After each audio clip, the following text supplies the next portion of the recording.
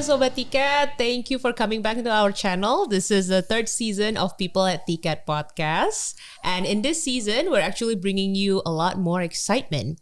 So in every episode, we're not only going to talk about the same topics, which is about workforce, workplace, and also talents, but we're also going to bring guest speakers from all over industries. They're all Ticket's friends. So it's going to be an exciting conversations going forward. And tonight, I'm already accompanied by two very good friends. One is from the hometown of Ticket.com, and another one is from a platform that I actually check out every night called TikTok. Sounds familiar? All right, so welcoming to the chairs, hot seats tonight, the Mas Pandu, which is from TikTok, and Kamal from Ticket.com. Nice to meet you, Theo. Hi, long Pleasure. time. So happy to be here. Oh my God. Look at how calm you guys are. This is getting nerve-wracking to me. It's like calm with a very tricky smirks. I don't think that's going to go well for tonight. I'm Okay. excited to be here Okay. because of you, Theo. Plus one. I am concerned right now. Okay. So both of you are very established in your own fields. Mas Pandu is actually heading a scaled business at TikTok, and Kamal is heading all the entertainment and B2B wing at Ticket.com. But tonight, I'm challenging them to not talk about their business and actually talk about soft skills, hard skills, talents. Right? Which is a very tricky topics. But before we go there, why don't we share a little bit? I'm actually curious about the teams that you guys are heading right now in your own company. Share me a little bit. How many teams are you leading and how diverse they are? So who's going to jump in first? I can start. I can help Sure. out. So at Ticket, we've got 3 teams now. One is the content team that I manage. The other one is the B2B team, where we supply hotels, flights, and things to do to global partners. And then the third one is the attractions team, where we go and gain supply of attractions within Indonesia as well as in the region. How many in total right now you're heading? So 42 people total. That's a lot of It's a people. lot of fun. It's a lot of fun. Not just in one city though, right? It's countries. across the Okay. 3 countries? 4? across 4 to Okay. 5 countries. 4 or 5 countries. What about you, Mas? So the scaled business exists across Asia Pacific. That's about 10 countries, 11 languages. And then taking care of advertisers who are existing in our system, happily benefiting from our solutions. And then also new advertisers who are still out there. Okay. Who we need to then approach and then showcase the successes that other businesses similar to them have had as well, and then see how we can help them grow their business. I see. So that's a 2 very large team. But it's dissected by countries essentially. In total, about 59 last time I checked. 59. Yeah, Last time you checked. Wow. last time I checked. Okay. I hope it's not moving tonight. It's like 58 for some Increasing by reason. the seconds. Okay. So talking about people, I did my research before heading to you guys. This is we did so You did for some you too. research. Oof. Okay. Thought she manages people here. She my did her research research. actually comes from World Economic Forum. Oof. Okay. Tell us more. So the research is actually saying that in recent years, there's about 83 million jobs actually lost and about 69 million jobs created. And that's a lot of, not only just numbers of jobs is shifted, but a lot of skills are actually shifted due to that. They do talk about some factors that influence this shifting, but I'm actually curious to ask you first, in your line of business, what do you think are the most contributing factors that creating that shift of the demand in the skills? Is it, I don't know, maybe because we are both a tech company, is it tech really just a factor, or is actually there are other factors? What's your thoughts? Okay, I can start. So the way that, to me, it's both, there are 2 large factors. One is global, and from the global standpoint, there is a shift in demand, like you said. Tech is definitely influencing a large part of it, which tech just changed so much of the landscape, not only in terms of, you'll talk about this more, which is the hard skill, skills that maybe weren't so much in demand back then now become so. But then with the increase of hard skills, it has repercussions and implications of what does it mean to perform well in doing the hard skills, right? So we'll probably go into that a bit more. And then pandemic, again, global global stage, and then this did shift how workers expect to be performing their jobs, change in scenery, change in how they should be located, etc. Again, hot topic. Now, the other portion, if you're talking about Indonesia, it's I would say it's domestic factor. Now we probably know Kamal also shared brilliantly about this a bit when we were just there, that the population proportion is also shifting, and so that's a huge internal factor where we are experiencing right now just the very early stage of I guess the term for it is bonus demography. Demographic dividends, and it will only increase to he said about 20 years. I agree.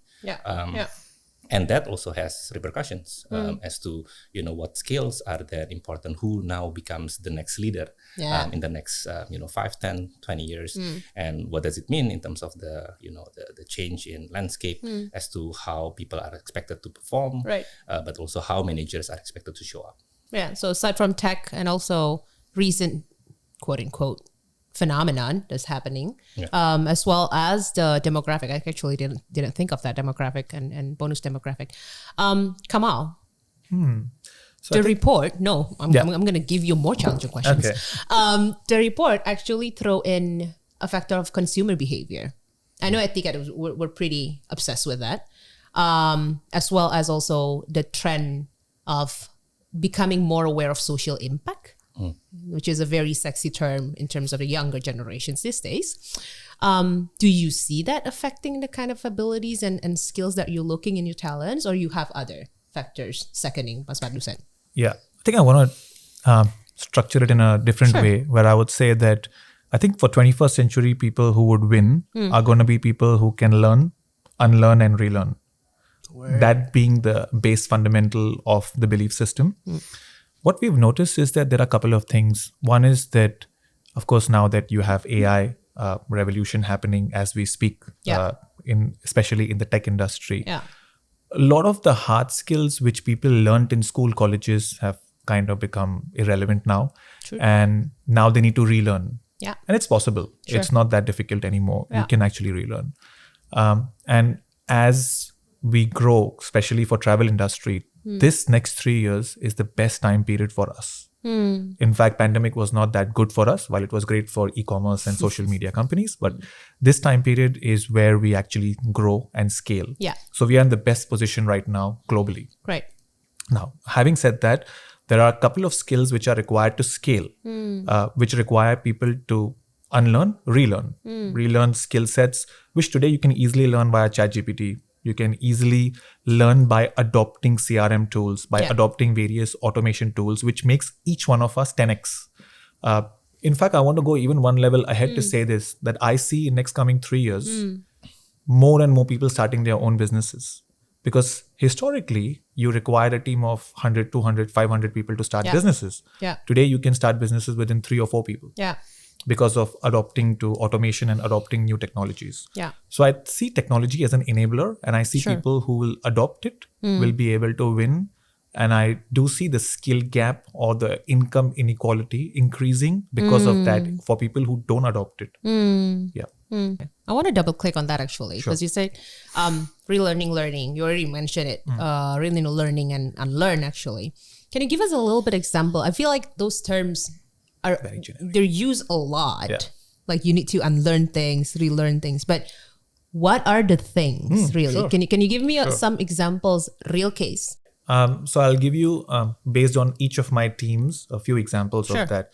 So one of my most highly scalable team is B2B team, where we supply inventory to the entire globe, hotels, flights, and all of them. So 4-5 years ago, you didn't require an account manager to be an API specialist. You just required an account manager to talk commercial, do a Yeah. little bit of account management, make Yeah. sure the relationships Build are good, relationships. Yeah. and done. Today, you need that same account manager to become an API specialist, because if you don't understand how to look at logs, and you can just learn that by just copy pasting that log on ChatGPT and asking it to describe to you. Just as simple as that. Another example from our attractions team. So back in the day, they were not expected again to be marketing savvy. They were just expected to just talk about sales and get supply. Right. Today, they are expected to make sure that they can help marketing team Right. come up with more creative ideas and strategic planning. For see. that, they need to be data savvy. So they need to learn something called Tableau. They need to learn something called Amplitude. Now, these skills gives you more salary in the long run, makes you more relevant if your eyes are open Yeah. and if you're out there to learn new skills and if you're curious. Yeah. You can't lose your curiosity which you had as a child. You mentioned a lot of benefits, but I'm actually going to go back to you to talk more about the blockers that people actually feel. Because you mentioned a lot is easy. Yeah. It takes 10 seconds. Yeah. It takes 2 minutes. 48 hours. But you also but you also drop so many probably weird words for people out there that might, trigger them to feel, hold up, Kamal, that's a lot of random words you're throwing that might be scare me. But we'll go back to that. Yeah. Mas Pandu, Sure. any similar cases where you feel like the role is extended and actually I need more skills to fulfill this role and people are just not there yet? There are lots. There are lots, but in order to please you, according to your latest comment, maybe I'll just focus on one. Yeah. So one of probably the biggest implication of tech, but also pandemic, but also the growing or changing demographics is ambiguity, increase in ambiguity. Nice. So the typical, or at least I talked about this in some of my videos as well, that, back in the days, looking at our father, mother, when they were just working during the industrial age, to do a good job and to get, your salary and bonuses, all you needed to do is just to show up, clock in 9 a.m., Yeah. clock out 5 p.m., push the right button as you were told, and that's it. Yeah. I'm not sure if this is a skill or anything, but I really like the term anti-fragile. I think that is the one thing, if there is anything that, workers nowadays need to adopt. What does that even mean, Okay, anti-fragile? My heart is fragile. What is anti-fragile? We are here to mend your heart. Anyway, it's getting deep really quickly. But anyway, so it's a term coined by this philosopher Nassim Taleb. You can look it up in online. But essentially, it is. Usually it's coined as resilience 2.0. So resilience essentially is that, the innate capability that when a thing gets pressure, and then when the pressure is released, then this so-called thing then pops back up into its original form. Anti-fragility just takes it further. When you get pressure, you actually comes back stronger. So human were designed to be an anti-fragile system. Look at this marvelously good-looking guy, right? He has built all of that oomph in his biceps because he has an anti-fragile biceps.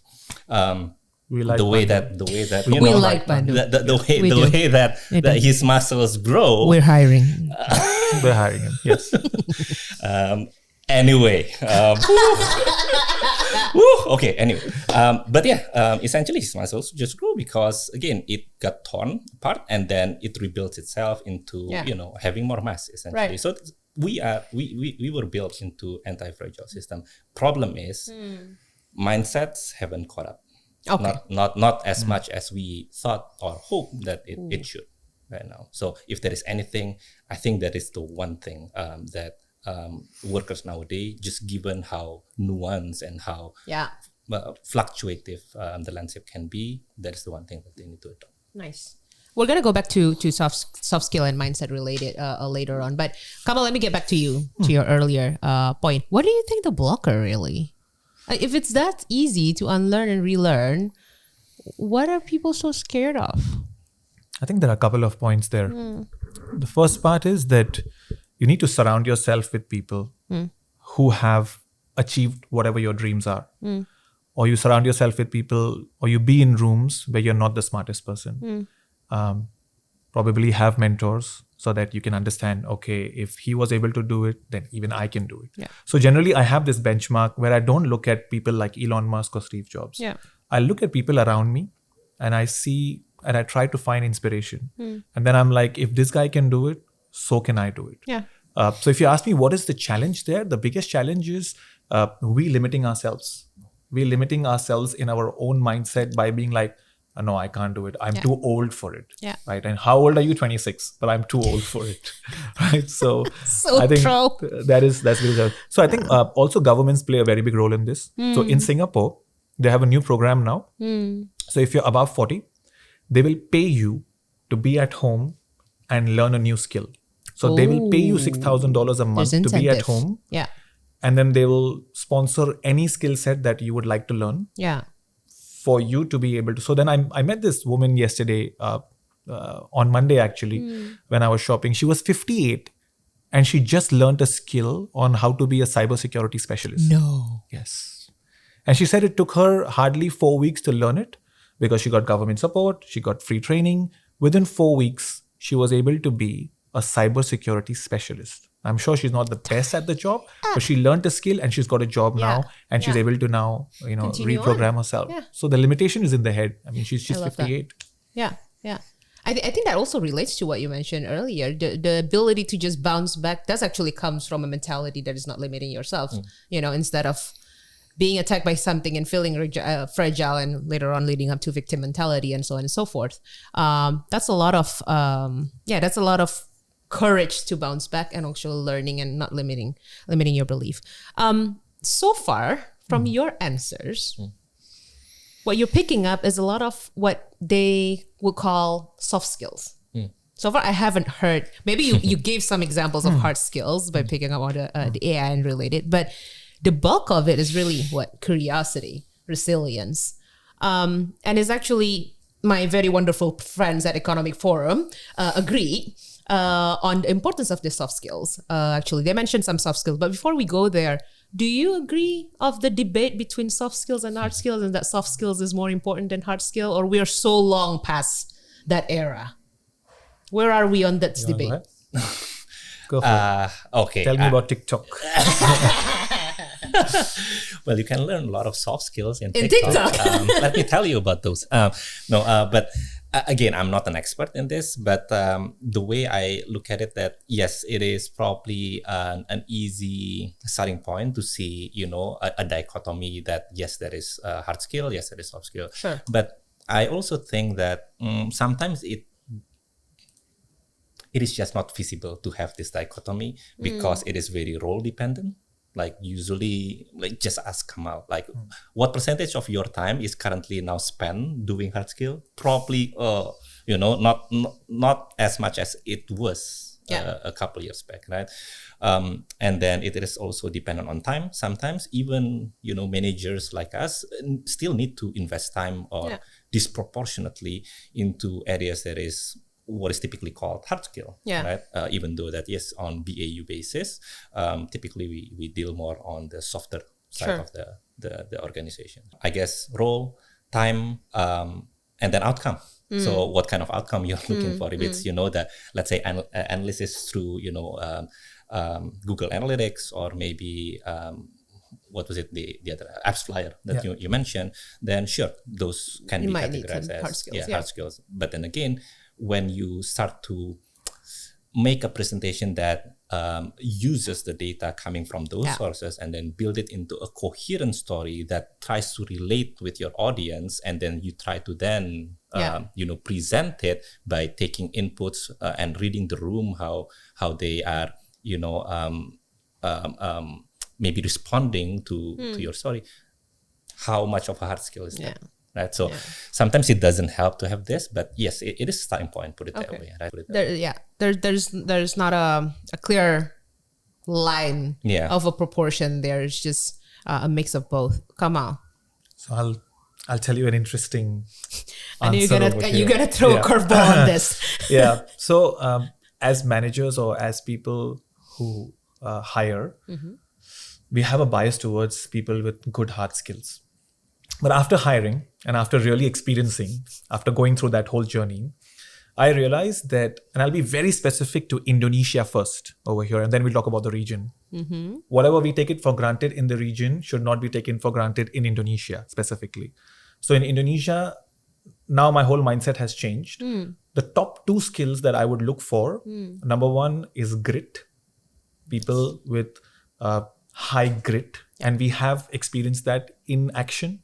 So people with grit tend to perform really well. And second is humans who avoid using words, it's too technical, and can actually take on that challenge and humanify things for you in a very simple language. Those 2 are the most important skills if you can find those people.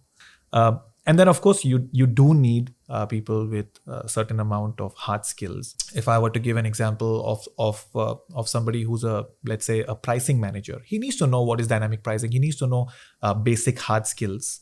But then on top of that, he needs to be really good at these 2 skills, which I just mentioned: humanify things and have a strong grit.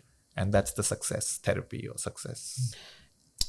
There's a list actually of soft skills. And out of those lists, none of it actually got mentioned so far tonight, which is a good thing. I picked the right guest speakers. There was mention about creativity, which is a very fake word. And then there's also system thinking, and there is empathy. Okay. Yeah, I know. That's a big word too, which is, I think it's kind of related to your second point about unifying. Any thoughts on these 3, or would you agree that these 3 are actually climbing up the ladder in terms of importance of soft skills, specifically on empathy and system thinking? Where are they in your importance in terms of soft skills when you're hiring for your respected role? Or do you still think that the ones you mentioned, grit, humanizing, anti-fragile, resilient, do you think those are still more important than what I just mentioned? Thoughts? So I think when you mentioned about the word creativity, how I take creativity is as critical thinking. Ooh. So if you want to be creative, meaning you need to be able to first understand the problem, critically think about it, provide a solution in various ways which the room hasn't thought of. Nice. So I look at that to be critical thinking. For me, that would be number 1, top of one of the most important skills, because that's very rare to find a person who can actually think, where he really understood the problem and now he thought about it. So I think that would be number 1, top of there. Second, you mentioned about empathy. I think that makes all the difference in the world, because you can have a guy who's super skilled, but he lacks empathy, and suddenly no one wants to collaborate with him. Nobody wants to work with him. So you do need the second would be empathy. The third one you mentioned about systematic thinking. I would call systematic thinking, again, another word for that would be a little bit of a structured thinking. I see. And again, when you have structured thinking, then you can humanify basic things or difficult things into human form. Nice. So that's how I would put it. Right. And yeah, all 3 are very important. Right. So you agree with the research? I agree with our people's person here, which is Theo. It's supposed to be your specialty. You're not supposed to make things too easy. Yeah, we are so nice to her, right? You already. You're making life so easy for her. Thoughts, Mas Bando? Is that still or resilience still number 1? I think we also need to probably think a bit more critically also about this, just borrowing, from Kamal, that sometimes it's not as simple as having a stack rank of priorities. This is more important than that. Right? So some of these qualities that we have probably better phrased as maybe traits rather than skills, for example. Right? So traits is more is suggesting more permanence in somebody's maybe psychology or their characters as a person, and that definitely comes into play when we assess people who are coming into the organization, and then try to either hire them or maybe promote them in some way, right? So there is that level, and then there is also skills that I would say non-negotiable. So it doesn't even come into the rank, because if you don't have this, then man, like sorry, no, you're not on the table. Put it that way. Just because again, the demand of the current landscape just dictates that this is now a non-negotiable. Going back to the main issue of this podcast, actually, the assumption was that all these new, more nuanced skills and traits that are required by the current jobs are not easy to find, and it's very challenging to spot.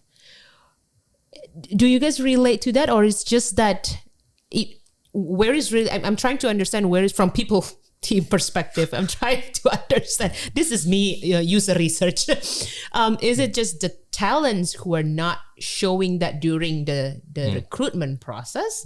So the conversations there is just not, showing that trace that you're looking, or they don't have it, or we're not understanding the job correctly, that we're requiring something way, way too much out of the person. So where is really the challenge from your perspective as a leader and hiring manager?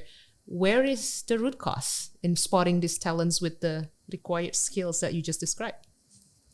I almost want to make a comment like, you're supposed to be the expert. Yeah. Is this our question to you? Yeah. I'm done. Isn't she supposed to You tell me. give us great candidates? I'll answer the last one. So definitely can relate. I think I've been nodding my head too much as well while you were saying that, because yes, very relatable. Now, this is particularly in Indonesia. I see that now. I think this is also because of the country is still young, developing so much, so fast, that we are seeing this phenomenon. But what I'm saying is that there is this, again, disproportionate ratio between signal to noise. So lots of people, I am really sorry to say this, but less credible than they appear to be on paper or during interview. Amen. And should that come? We're continuing the discussion. It's okay. The podcast is still on. But is just nodding. But yeah, that's and we problem is we sometimes, or maybe oftentimes, we find out too late about this right now. But maybe I'll pass it on to Kamal first, and then maybe we'll go deeper into some of the other stuff. Yeah, I agree with you. I bit the bullet, man. Yeah, you did. All you have to do is just agree, Kamal. It's tough to hire. I mean, I'll give you a little bit more insights on this. I think first we have to realize something very interesting. Indonesia, and again, we are talking about Indonesian talent rather than the regional talent over here, and there is a gap. There. It properly got its educational freedom post 97. Yeah. Where people started to give GMATs, and people started to learn English, and people really started to express themselves. It's a young country. Its average age is almost 24, 25. And it has a brilliant, beautiful future. Yeah. For sure. Yeah. Second point is demographic dividend. It's on its side, meaning not many people have went out, learned skills, and that's why there is a skills gap in the market. Of course, it's there. Now, when we look for certain roles, like we face big challenges when we are hiring for the B2B team, because it's very difficult to find API specialists, because there is no history in this country of having API specialists. It's a new job. And the same way, you're going to have problems with even finding AI specialists now. There's no history in the country. It was very difficult to find product managers. Back in the day, it was very difficult to get that. So there was a skill shortage over there, and that's when people started to learn. The good news is Indonesians are young. And they are going to pick up these skills as they see these podcasts, as they get more exposed, as they travel abroad, as they get more money, as the GDP expands, the country will expand, and then they will get those skills, and then they'll be able to add a lot of value. Now in Indonesia, again, I'll change the narrative. We need to find what do we specialize in, and then leverage that. And then for other things, we have Singapore, we have Malaysia, we have Thailand. We can also leverage on those people and those skill sets. We live in a globalized world. So I think I would approach it in that particular sense. That's a nice so take. there are certain things which are great here. We can find talent from there, for this. And the biggest problem that we face while we are hiring, sometimes in the name of culture, we limit ourselves to just one country, rather than saying that, hey, you know what? Let's give ourselves an opportunity, be more multicultural, put new ideas in the mix, and hire people from all over. And then there won't be any problems of this. So I think, again, there are several layers to this, but one of the primary cause is because, I just have to invoke this, but education system is not helping, definitely. So I was just speaking with a lecturer, but / management part of Universitas Indonesia just yesterday. And he also felt the same, that the education system is still mostly based on rote memorization rather than application. Sure. Now, if you look at more developed countries like Singapore, much of the examinations, much of the credentials are based on whether you can apply the knowledge that you have, rather than you just memorize and then you are able to do recitals on this, right? Yeah. Which, again, in the real world, again, because and this becomes increasingly so because, again, the ambiguity, tech development, etc., that then requires, just like what Kamal said a couple of minutes ago, that whatever skills that he is requiring these candidates to have didn't exist 5 years ago. So how are we supposed to find talents who who are so good at this when the time for them to learn about things, to master this is so limited? So it's almost like a requirement that you need to be agile enough, you need to be adaptive enough to just, it is what it is, let's just learn this thing and then we can adapt as it goes, essentially.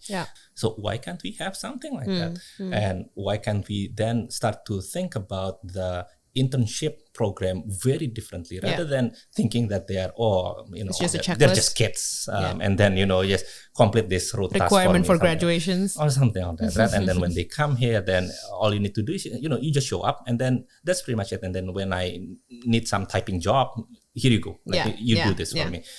Why not actually think that, hey, you can actually, like Kamal said, you can actually bring this fresh perspective into this problem that we may not have even thought about. You could be our ticket users, you could be our TikTok users. Tell us what you think or you expect coming from this platform, and how can we then serve you better? Right. Are you running for legislative seats or Ministry I of was just Education? gonna say that. I know, right? I Probably think we're gonna 2020. strategize Amazing that. speech. Right.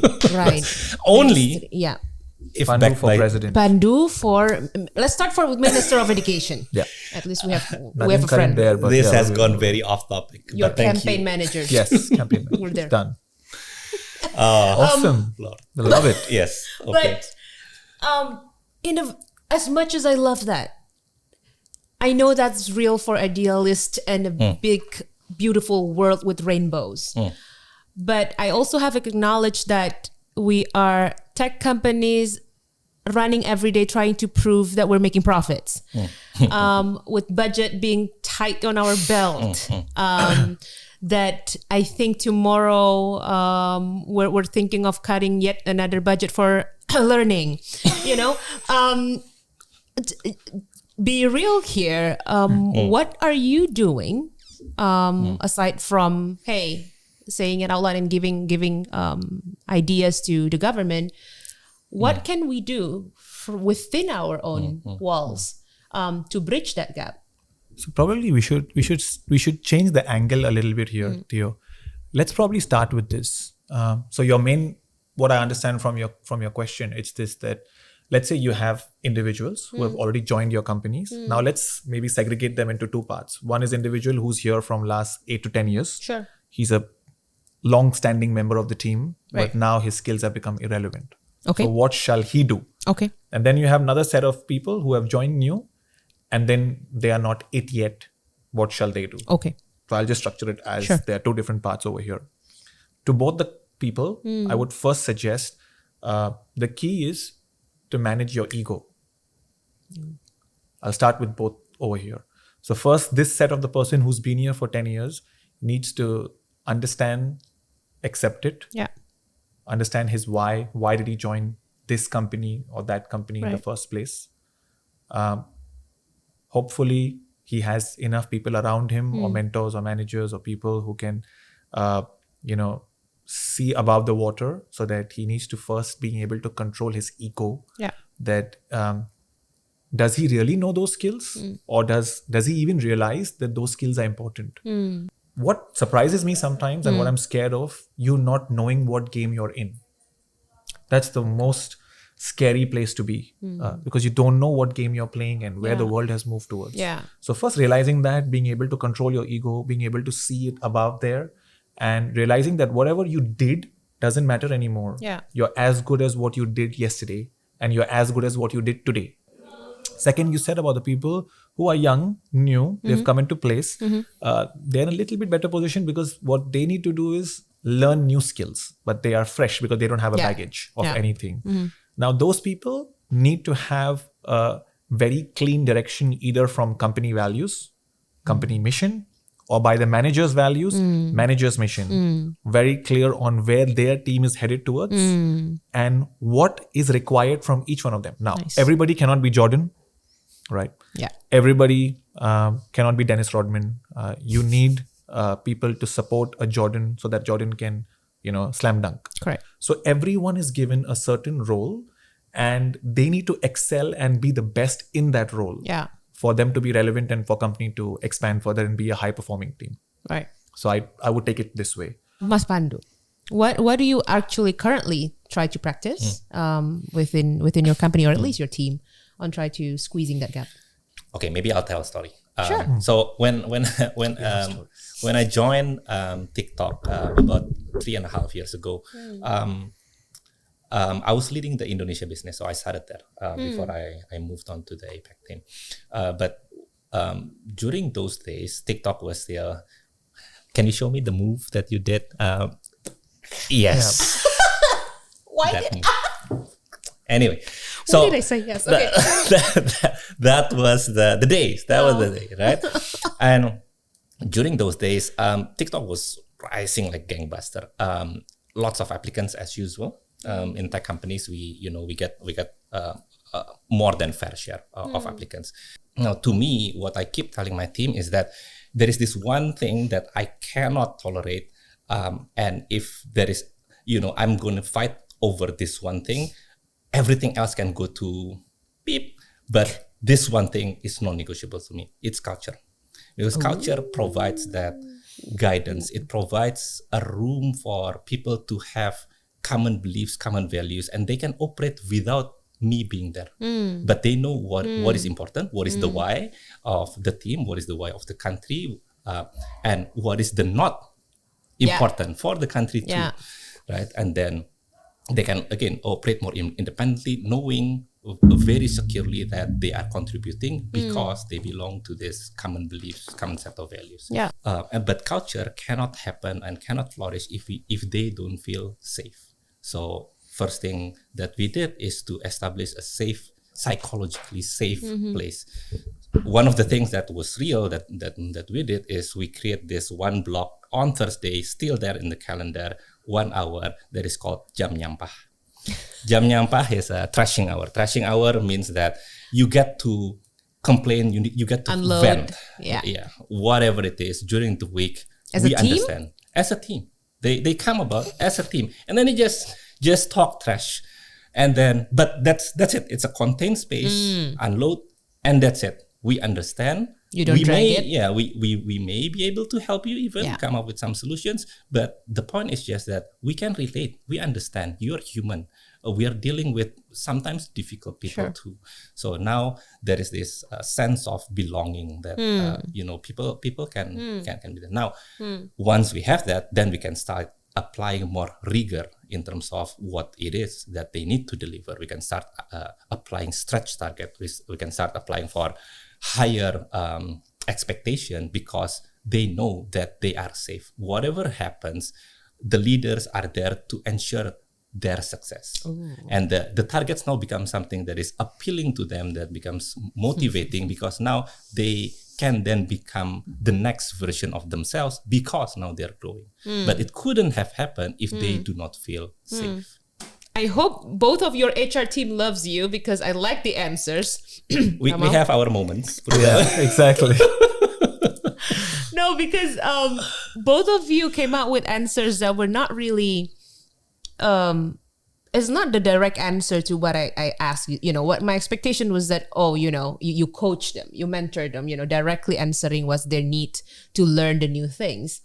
But the answers were very fundamental things, giving reasons, giving vision, transparency, which is really funny actually, because just before this session, I was actually talking to Kamal's team member and he was echoing exactly, I'm not being like trying to sugarcoat here, but he was exactly repeating what you just mentioned, which is the transparency and the clarity of roles and accountability on the team is actually the base of what allows him to really ace in what he's doing.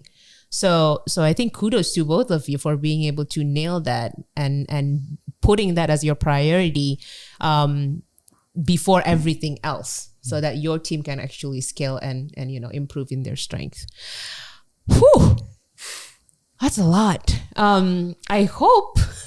I don't know how to summarize this session, actually. I think the next episode is going to be really hard to top tonight because that's a lot. We aced it. Yeah. You did well. aced it. It's all because of her. She's given us an amazing platform to ace it. I love these conversations. And I hope that for those of you who tonight tune in or morning, whenever you see this, hoping to learn new skills that they mention for you to ace, I hope you also learn or get a reason to embrace those skills and embrace their opportunity to learn new things. And for the leaders who are watching this, I hope you also see different practical things to apply to your team to enable that growth within your team members. I'm actually running out of time. Gentlemen, I cannot thank you enough. Thank you, Theo. For flying. Taking, I don't know what you took, car ride and everything, go to this office and accompany me tonight for a very fruitful and deep conversations. We are glad to have you in your respective seats. Here. Thank you so much. Good luck for your... making it super fun. Good luck on leading your teams and growing more talents, hopefully more in Indonesia. Thank you so much. Thank you. Thank you, Tiket, for having me. Yes, thank you, TikTok, and thank you, T-Fams and Sobat Tiket, for watching with us. I hope you stay tuned for the next episode before we wrap up the season as well. See you on the next one. Bye. Thank you. Bye-bye.